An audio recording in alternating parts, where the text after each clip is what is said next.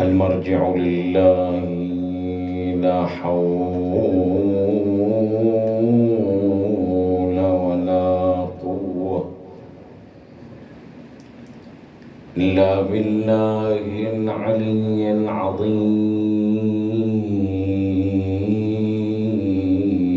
وأفوض أمري إلى الله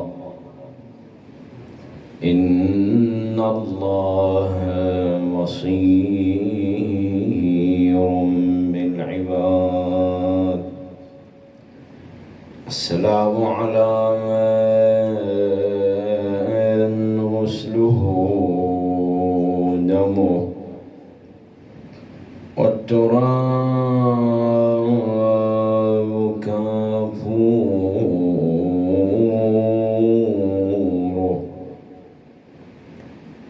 ونسج الريح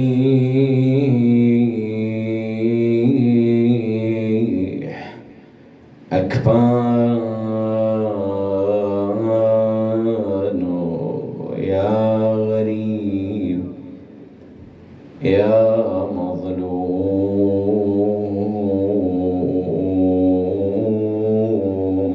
كربلاء.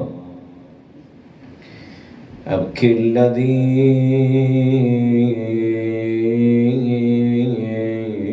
رزقه أبكى السماء دما. أبكي الذي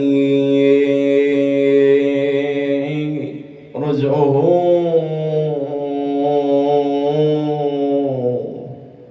أبكى السماء دما وزعزع الدين والأركان والحرم يا من بخيل الأعادي جسمه حطم. أي المحاجر لا تبكي عليك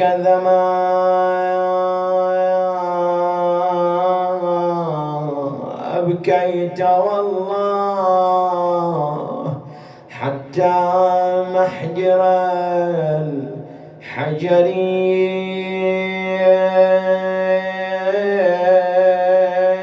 يا جدي قوم شوف حسين مذبوح يا جدي على الشاطئ وعلى التربان مطروح يا جدي ما بقيت من الطعن روح يا جدي من العطش قلبه تفطر. الله يا أبو عبد الله يا جدي من العطش قلبه تفطر.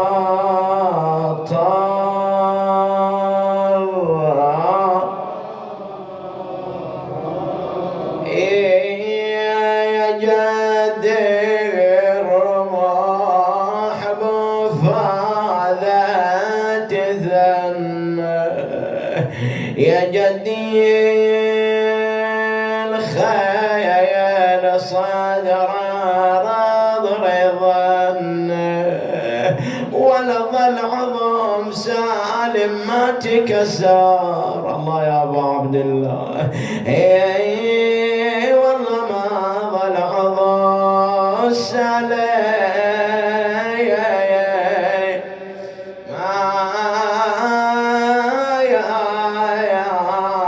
ما تكسر. يقول فرت في الصعيد ملقا حماه الشمات صدره خيل الأعادي فدعت مات الله كلام زينب والله. فدعت والجفون قرحا وفي القلب لهبت من الأساد الثقال أحم الضائعات بعدك وعنا يد النائبات حسرى بوادي قولها وحق راسك المقطوع يا شمس المضي الحشر ما ننسى صابك والرزي انسى وسهم الصاب قلبك يا ذرانا ذلنا وفت قلوبنا ونكس لواء وخيل وطت صدرك يا ابو عبد الله وخيل وطت صدرك على صدور المحب تخليك يا ابو علي غالب غير تكفي دمح الطفل ننسى دمحه ولا ينسى ركوب الوديع على المطي يا حسين كنا نعتني لاياك يلا بالزيارة نزور بس ما نوصلكم وننظر ذيك نقبور والله ندخل الحاير بالحنين ولطم لصدور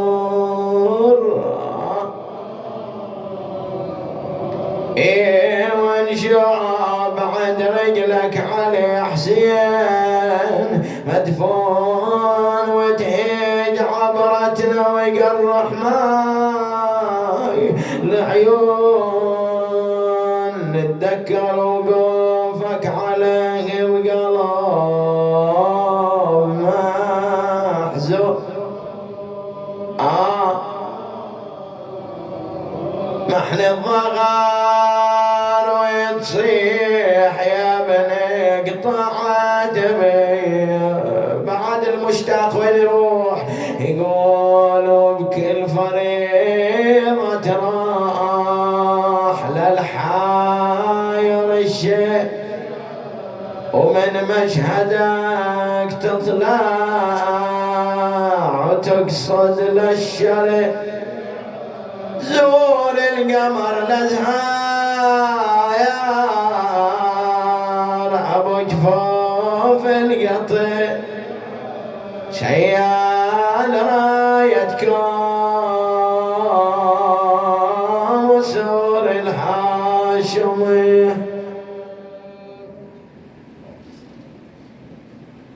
الامر والمرجع لله لا حول ولا قوة إلا بالله العلي العظيم. قال الحكيم في كتابه الكريم: بسم الله الرحمن الرحيم. منها خلقناكم وفيها نعيدكم ومنها نخرجكم تارة أخرى. آمنا بالله. صدق الله مولانا العلي العظيم. نور قلوبكم مجالسكم بذكر محمد وآل محمد. صل وسلم على محمد وآل محمد. ما من شيء إلا وجعل الله فيه حكمة وغاية. أو ما يعبر عنه بفلسفة. تارة يطلع الإنسان على الحكمة أو على الغاية أو على الفلسفة، وتارة لا يطلع. الصلاة لها حكمة، الصوم له حكمة، المعاملات التي يقوم بها الإنسان لها غايات، لها أهداف، لها حكم. ومنها أن يدس الإنسان في التراب. تسأل العلماء ما هي الغاية أو ما هي الحكمة أو ما هي الفلسفة من دفن الإنسان، ويعتقدون كل أمة أو كل نسيج يعتقد بعقيدة في مواراة جسد أخيه، جسد الإنسان. لو أقل شيء يمكن أن يقال أنه حفاظا على حرمة ذلك الميت. مو إلى حرمة؟ الإنسان ليس له حرمة أو له حرمة؟ له حرمة. حتى في موته الشارع المقدس أراد أن يحافظ على هذه الحرمة، وأراد أن يحافظ على هذه القداسة، وأراد أن يحافظ على جسد هذا الإنسان الميت. اختصارا قالوا المدلول الأول هو المدلول البرزخي. ليش المدلول البرزخي؟ قالوا لقاعدة الانتقال. ينتقل الميت من عالم الدنيا وهو عالم الضياء أو النور إلى عالم الظلمة. ما يدري، يمكن هذا قبره يكون روضة من رياض الجنة، قولوا آمين، أو يكون حفرة من حفر النيران، المستعان بالله. فينتقل، أول شيء ينتقل الإنسان من عالم المادة وهو عالم الضياء المحسوس بالنسبة إليه إلى عالم آخر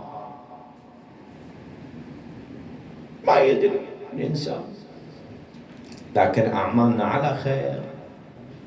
من مات على حب آل محمد مات مغفورا له. قالوا أول شيء الانتقال، ويجيبوا شاهد قرآني: يولج الليل في النهار ويولج النهار في الليل. انتقل. هذا أول عالم برزخي ينتقل فيه الإنسان. اثنين، في الرواية: إذا مات الإنسان قامت قيامته. يبدأ الآن في العالم البرزخي، يبدأ مبدأ الحساب في قبره. إن يحطوا الجسد في القبر يبدأ الحساب. لذلك عبرت الرواية: إذا مات الإنسان قامت قيامته. قام الإنسان بأعمال صالحة تحضر إلى تلك الأعمال، وإذا كانت أعماله غير صالحة يرجع الإنسان يقولوا صفر اليدين. فلذلك الدنيا دار عمل والآخرة دار حساب، فاعمل لدنياك يقول كأنك تعيش أبدا، واعمل لآخرتك كأنك تموت غدا. ما يدري الإنسان. سيد الفلسفة الثالثة في العالم البرزخي مهمة، وهذه يعني بنفتح نافذة إلى أن نقول قولا إن شاء الله فيه لله رضا ولنا ولكم فائدة. قال في عالم القبر، في عالم البرزخ، تحضر لك هذه الرواية الرائعة عن مولانا ومقتدانا صادق آل محمد.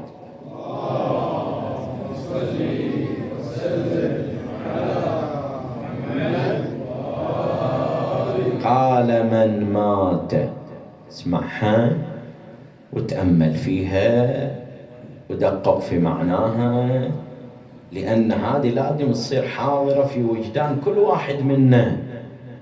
من مات من أوليائنا، هذه رتبة عالية. إذا ينعتك ولي من أولياء أهل البيت رتبة عالية، وشيعتنا يعني شوية رتبة أقل. احنا حتى لو بينهم يلا بس خذونا وياكم يا آل محمد، لا تخلونا، ما إلينا إلا أنتون بعد. من مات من شيعتنا أو أوليائنا ولم يحسن القرآن، لنقطة التأمل، علم في قبره ليرفع الله به درجته. مفاد الرواية، خلينا المقطع الأول الثاني الثالث. علم يعني الإنسان في عالم القبر حينما يوارى جسده تحضر إلى الأعمال الصالحة. أعمال الصالحة تجي.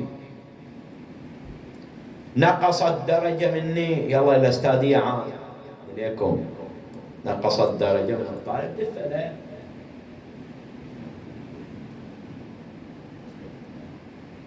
قال هذا اللي جابه في الورقة، ما تقدر تحط علامة له. احنا نحبهم الأستاذية جزاهم الله خير مشكورين، لكن بعض الأوقات هناك أشياء بسيطة ترفع من مقامه.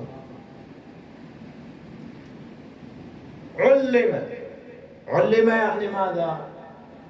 يعني كان في عالم الدنيا يتعلم القرآن، كان في عالم الدنيا عنده اهتمام بالقرآن، هذا نموذج القرآن. وإلا هو الموضوع يقول العلماء الأعمال الصالحة. كم واحد عنده منفعة ينتفع بها من 100 سنة، منفعة، بنى مسجد، بنى حسينية، بنى جمعية خيرية، بنى مبرة، دار للأيتام، كذا كذا، أي عمل مو محصورة في هذه، أي عمل. وإذا هو في قبره في عالم البرزخ تأتيه الخيرات. حتى هو يخاطب الملائكة يقول لهم من وين هذه؟ قال هذا من عملك الصالح اللي أوقفته، ده من ولدك الصالح الذي دعا لك. هذه دعوة ذلك الإنسان المؤمن اللي تذكرك وقال رحم الله فلان، رحم الله فلانة، جارنا فلان، جارنا الكذا. هني تحضر في وين؟ في هذا العالم.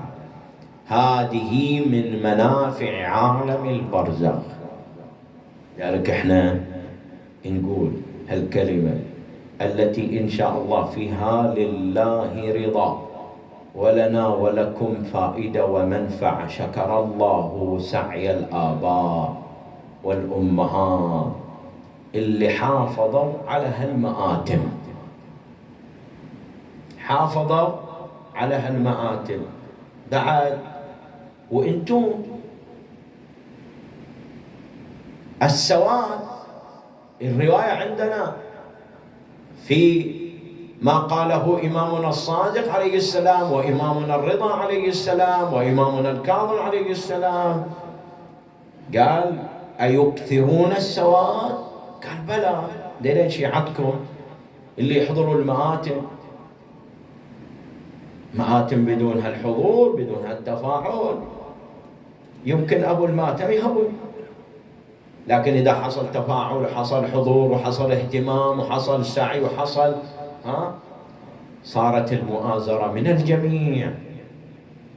وشكر الله ثالثا لمن فتح بابه ومحله. وتحضر إلى الرواية عن الإمام الباقر عليه السلام: إن الله سبحانه وتعالى نظر إلى الأرض فاختارنا واختار لنا شيعة ينصروننا بأموالهم وأنفسهم، فهم منا ونحن منهم. تبتكون لما تبتكون. يقول لك الإمام المعصوم: انتون منا وإحنا منكم. في أبعد أعظم من هذا؟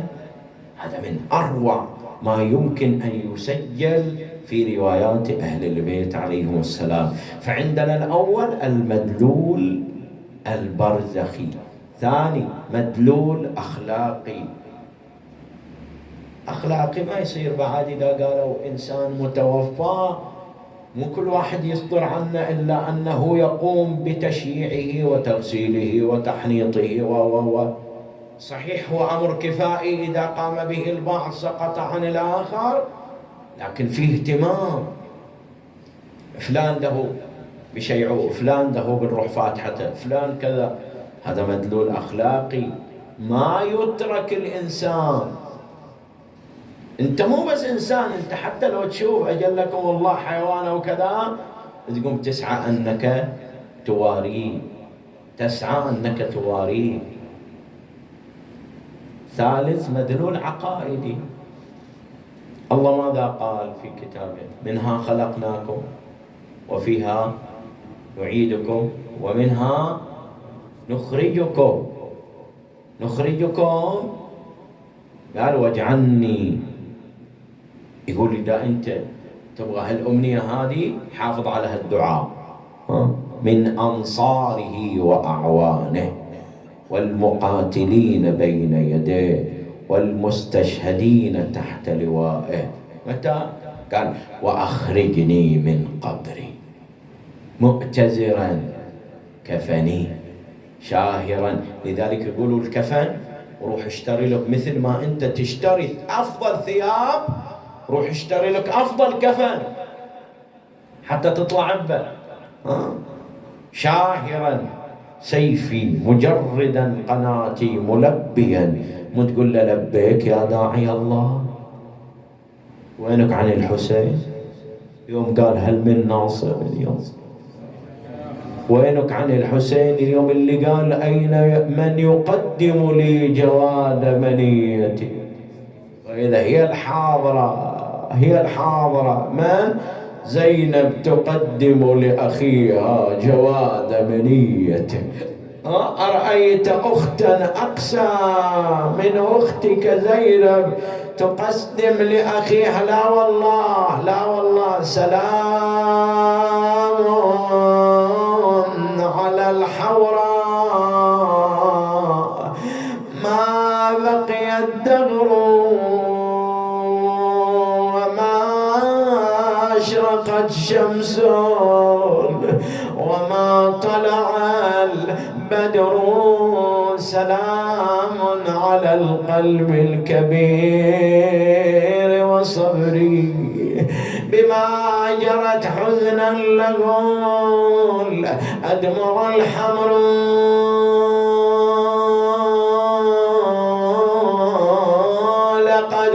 حصلت جسم الحسين على الثرى سوت فجاءت بصبر دون مفهومه صبر رأته ونادت يا ابن أمي ووالدي لك القتل مكتوب ولي كتب الأسر يا أرباب العزاء ويا أصحاب المصايب يقول أرباب السير والمقاتل الإمام الحسين خرج في حملته الأولى ليأتي بالماء لكنه وصل ولم يشرب من الماء شيئا. ليش يا أبا عبد الله؟ قال أنا والجواد قدمت إليه الماء وإذا بالمنادي ينادي أتلتد بالماء يا حسين وقد هجم الأعداء على خيم النساء. أنا لم أشرب الماء والفرس لم يشرب الماء. وقال بعض الذاكرين بينما الحسين كذلك وإذا بسقم مشوم وقع في حنك الحسين فسالت الدماء عاد الحسين إلى الخيام دخل خيمته وقد أنهكه العطاش. قال أخي زينب علي بقطعة منديل ما تصنع بها أبا عبد الله؟ قال لكي أضمد الجراح. جاءت له بالمنديل قالت أخي حسين اكشف لي عن نحرك اكشف لي عن صدرك اكشف لي عن جراحاتك. فكشف لها وإذا الضرب على الضربة والطعنة على الطعنة. صاحت أخي أي جرح أضمده وجسدك مدخن بالجراح. على بعض الذاكرين جيء له بمولود وهو في خيمته أخذ الطيب صار يقرأ عليه شيئا من القرآن يؤذن ويقيم الحسين والأعداء يقولون أجبنت يا حسين فصاروا يرشقونه بالرماح. فجاء سهم مشام فذبح طفل الحسين من الوريد إلى الوريد. أنبئوني أنا المذنب أم هذا الرضيع؟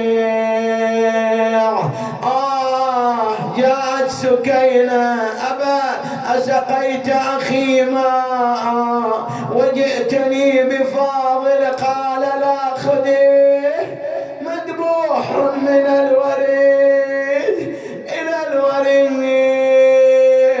حضر له حفيرا خاب الحسين أن تطأ صدر هذا الطفل خيول الأعوجي فحضر له حفيرا من وراء تلك الخيمة.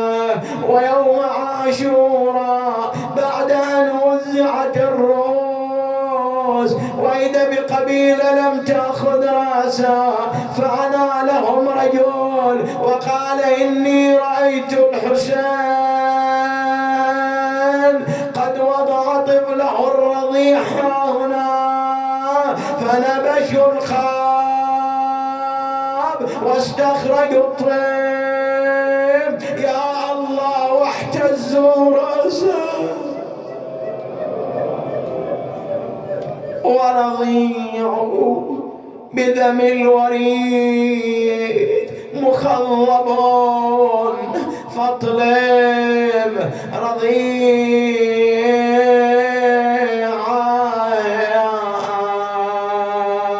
أراد أن يعود للقتال وإذا بإمامنا يقول عم زينب علي بالسيف والعصا ما تصنع بهما؟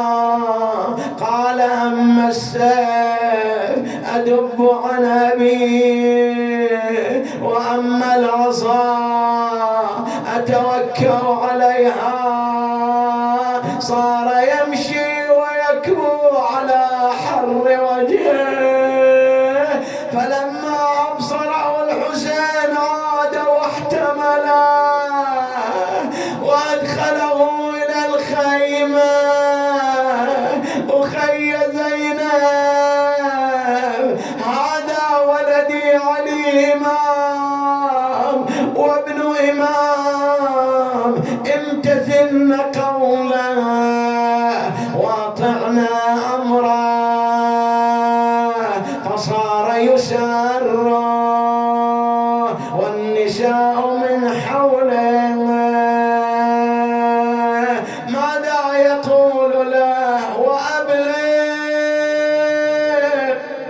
شيعتي عني السلام وقل لهم إن أبي الحسين دوح عطشانا ضمانا. شيعتي مهما شربت عذب ماء فاذكروني فأنا الصفت الذي من غير جرم. يا الله خشي على إمامنا. خرج الإمام وإذا بأطفاله.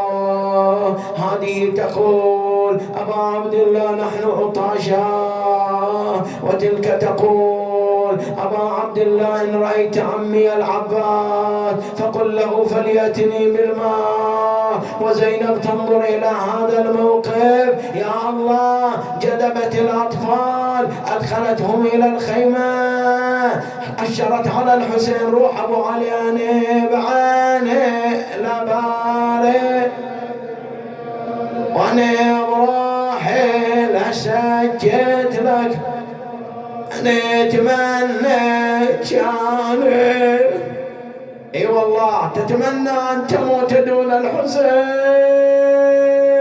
سكينة نادت على ابي ابا ان عزمت الى لقاء القوم فافعل بي كما تفعل باليتامى. ضمها وشمها وقبلها مسح على راسها ناداها سيطول بعدي. يا سكينة فاعلمي من كل بكاء إذا الحمام دعاني. الله أبو علي في دعة الله في أمان الله. وين شايل يا ولينا ظلمة الدنيا؟ وين شايل يا ولينا ظلمة الدنيا علينا؟ وين شايل يا ولينا ظلمة؟ هذا الوداع يا حسين هذا الوداع ودعتك الله يا حسين هذا الوداع هذا الوداع في أمان الله. فسقطت الخيام وإذا بالحسين قد هجم القوم عليه. هذا المخدر من المقتل يكفي أيها الأحبة. ودار العسكر على حسين يا ناسين بالرماح وناس بالسيف، واذا بحجر ابو الحتم وقع على جبينه. يا الله تغير الكون بنزول الحسين الى الارض، عاد جواده الى الخيام محمحما. الظليمة من أمة قتلت ابن بنت رسول الله، ورسول الله بين الأرض والسماء قابض على لحيته ينادي وولدا وحسينا. فرت زينب إلى خيمة زين العابدين، قالت له يا ابن أخي ألا تنظر إلى الأرض ارتجت وإلى السماء أظلمت، ماذا جرى؟ قال ارفعي طرف الخيمة. عم زينب فرفعت طرف الخيمة، قال استعدي للبلاء، هذا رأس أبي ولا رأس ربع طوال. وحسينا ومصيبته أنا من مناد وإمام، ويلي قرب الخيل على قرب الخيل لعد باب المخيم، قرب الخيل لعد باب المخيم، والسري مايل منه يقطر الدم، وانا اخويا حسين وانا بالسيوف مقطعين. اقولها وانا اخويا بالسيوف مقطعين. يلا وداع قرب الخيل لعد باب المخيم، قرب الخيل لعد باب المخيم، قرب الخيل والسرج مايل منه يقطر الدم، وانا اخويا حسين وانا بالسيوف مقطعين. اقولها وانا اخويا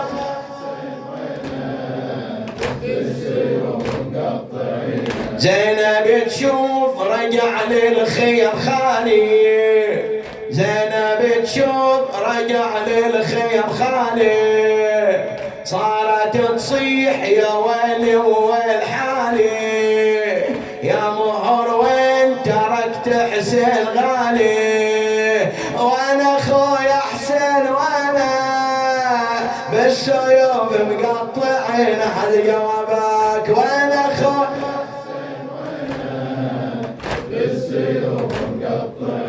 ركضت عليه مدامع حجرية، ركضت عليه مدامع حجرية، وين الاقيك يا روح ام الزكية، تركض تطيح يا ويلي على الوطية، تركض تطيح يا ويلي على الوطية، صيح اخويا حسين وانا بالسيوف مقطعين. يلا اخر مقطع وانا اخويا حسين وانا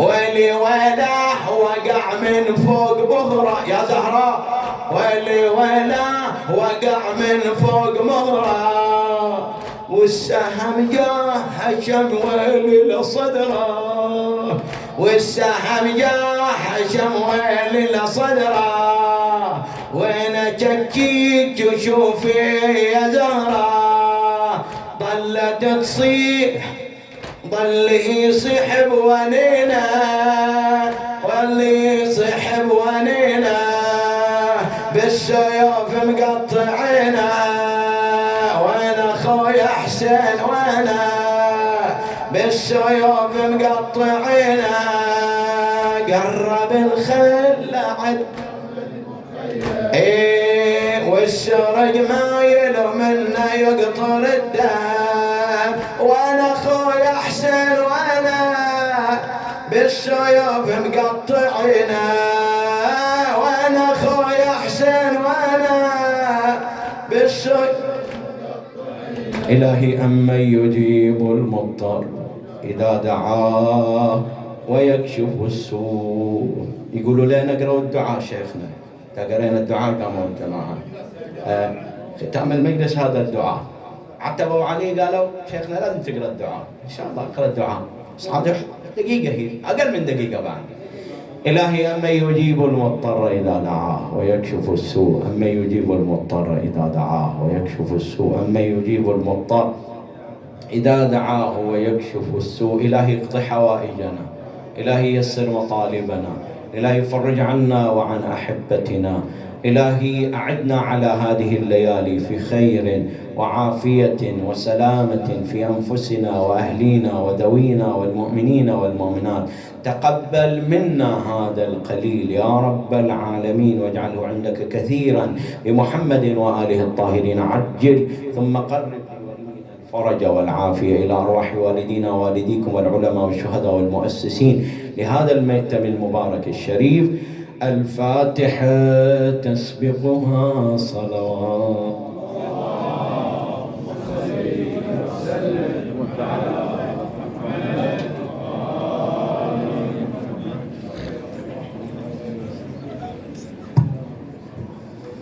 الله الله بكربلاء صار الصياح، الله الله بكربلاء صار الصياح.